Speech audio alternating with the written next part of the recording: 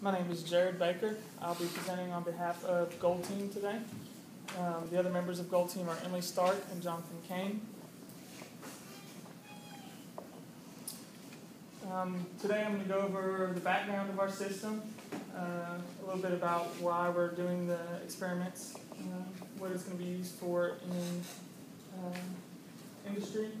I'm going to go over the theory behind the steady state operating curve, the step response, and the FOPDT model. I'm going to go over how we modeled each one, the results that we got from the modeling and the step response, and the steady state operating curve, and I'm going to conclude. The system is modeled after a system used in the publicly owned treatment works, or FOPDT.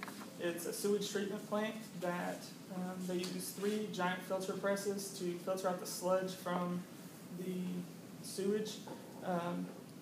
Between each batch of sludge, the plates must be cleaned, and our operating range for what the flow rate at the nozzles was 8 to 20%, or 8 to 20 pounds per minute.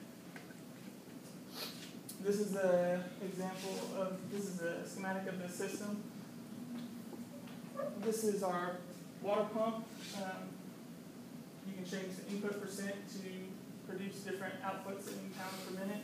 These are 2 valves that open to other washing stations throughout the plant to clean up messes and spills on the floor. This is our actual filtering nozzle where we're measuring, trying to get the right pressure, or right flow rate.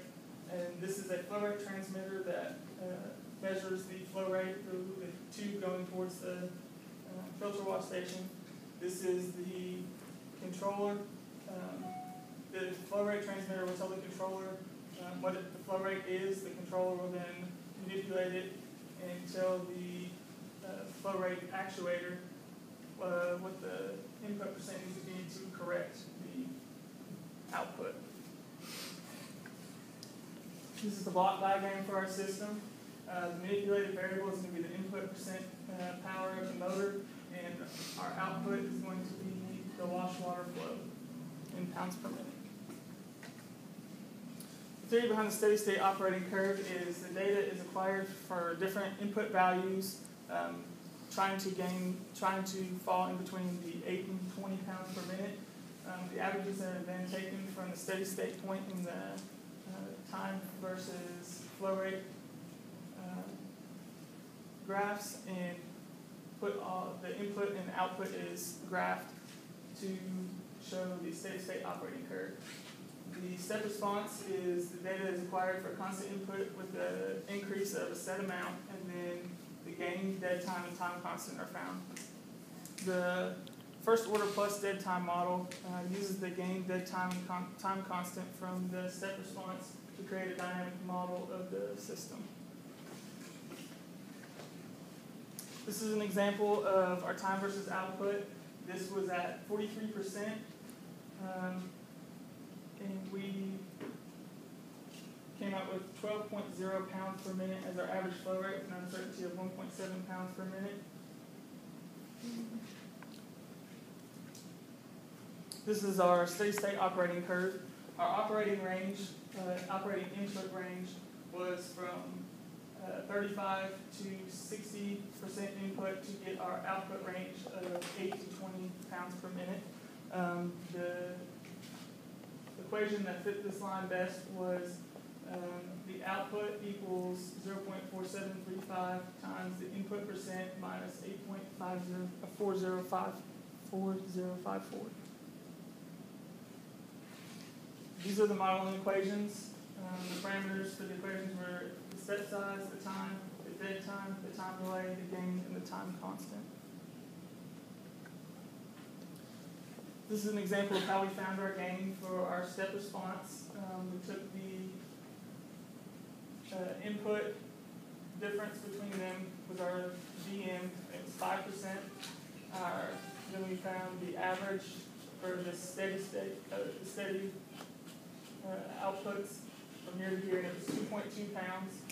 And then you divide the VM over the DC to get your gain, which was 0.44 pounds per minute per percent. And this is an example of how we found our dead time. We took the time from where the step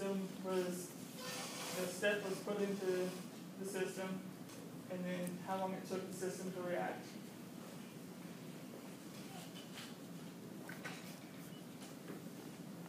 This is how we found our time constant. We found where 63.2% of the way up our full difference between the two averages was, and then we found the time that it took to get to that point.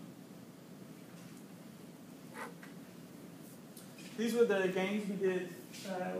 Each group member did a step for their set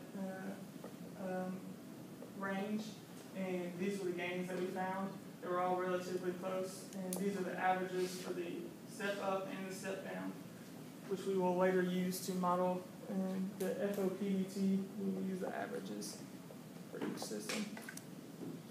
This is the time delay for the step up and step down. Again, they were all very close, and the averages ended up being the same. This is our time constant. Again, very close, and the averages came out with only 1/10 of a second difference. And this is our step-up FOPDT model. This is going to be our output versus our input. And this is our input line. It came out to be, if you made a step of 5%, you would jump, if the system would react with an increase of 2.4 pounds per minute. This is our average FOPDT step down, and we also have the output and input. If you had a step down of 5%, there would be a change in the output pounds per minute of 2.4 pounds per minute also. To conclude, we found a steady-state operating curve, and it had an output range of 8 to 10 pounds per minute. The function was the output pounds per minute equals 0.4735 times the input percent minus 8.4054. We did a step analysis, and we used the averages, which are listed here, and we used these averages for the step up and the step down to create two different average FOPDT models for our system.